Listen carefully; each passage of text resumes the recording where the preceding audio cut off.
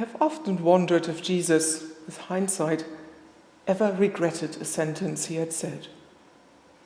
Not because the sentence was wrong, but because it was picked up wrongly by his followers. If so, one of my prime suspects would be his remark from today's Gospel, "You will have the poor with you always." This sentence is wide open to misunderstanding. If it is true that poverty can never be eradicated, well, then what's the point in trying? Wouldn't it be more important to turn our attention to the spiritual salvation of people to secure their heavenly happiness? Well, you do not have to be Karl Marx to sense that this would be a grotesque distortion of Jesus' message. And thank God, the Church on the whole never went into that particular pit of misinterpretation. The care for people in need was never taken off the Church's agenda, even in the darkest of times. You will have the poor with you always.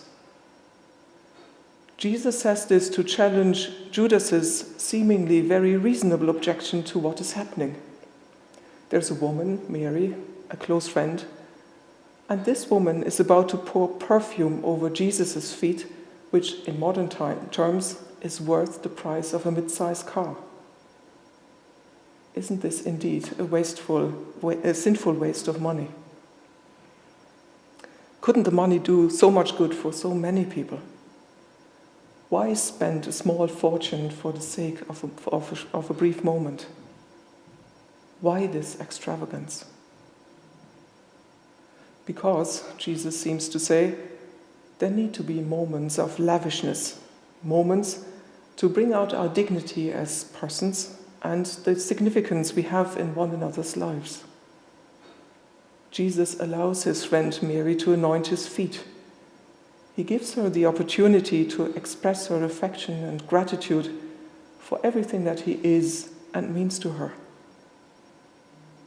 He is also aware of what lies ahead of him. In a few days, he will be robbed of his human dignity. The same body that Mary caresses and honors will look so disfigured that it seemed no longer human. Two thoughts might help us as we enter deeper into Holy Week. Mary expresses her fondness for Jesus in an extraordinary and very intimate way. What does Jesus mean to us? How do we show that he matters to us?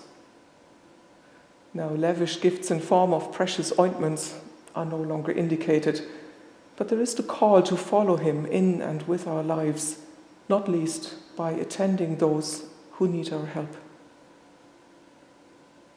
And a second thought. Jesus interprets Mary anointing as an anticipation of his burial. I think it is a real pity that people generally do not hear their own eulogy, largely because we do not publicly share how important someone is to us. But what is it that keeps us from expressing our gratitude, our appreciation and affection for one another while we live? Is there anyone whom you always wanted to thank, but the occasion was never right? This week might be the time to change this. And you surely do not need to make him or her the gift of a mid-sized car. A simple word from you is just as valuable. And here's a practical idea. When someone comes into your thoughts, why not do these two things? Send a text to say, "I'm thinking of you and hope you're doing well." And also say a quick prayer of thanks to God for this person.